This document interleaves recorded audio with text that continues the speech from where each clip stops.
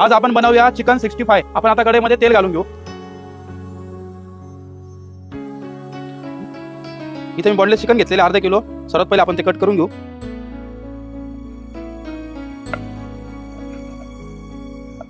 असे चिकनचे पीसेस करायचे आपल्याला चौकोनी पद्धतीने।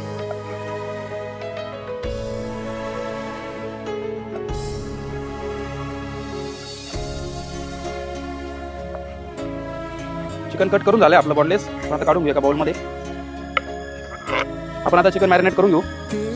चवीनुसार मीठ, धना पावडर, काश्मीरी लाल मिर्च पावडर, काळी मिर्च पावडर, चाट मसाला, कढीपत्ता घेतलेला आहे। तोडून टाकू आपण कढीपत्ता असा, त्याचा वास चांगला येतो मध्ये चिकनला। आपण आता मसाला व्यवस्थित मिक्स करून घेऊ चिकन मध्ये। चिकन व्यवस्थित मसाला लागून गेलेला आहे। आता एक वाटी दही घेतलेले ते घालून घेऊ। व्यवस्थित मिक्स करून घेऊ। पण आता फूड कलर घालून घेऊ थोडासा। व्यवस्थित मिक्स करून घेऊ। फूड कलर ऑप्शनल आहे, तुम्ही वापरू पण शकता किंवा नाही, पण चिकन 65 ला वापरता कंटिन्यू म्हणून मी ते इथे यूज केलेला आहे फूड कलर।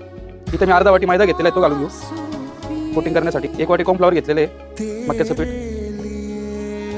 व्यवस्थित आता मिक्स करून घेऊ आपण।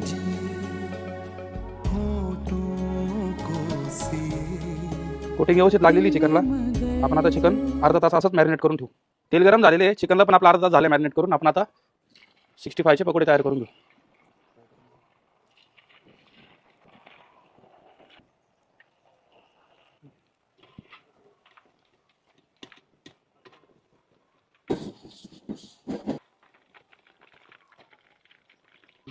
चिकन 65 चे पकोडे आपले तयार झालेले आहे।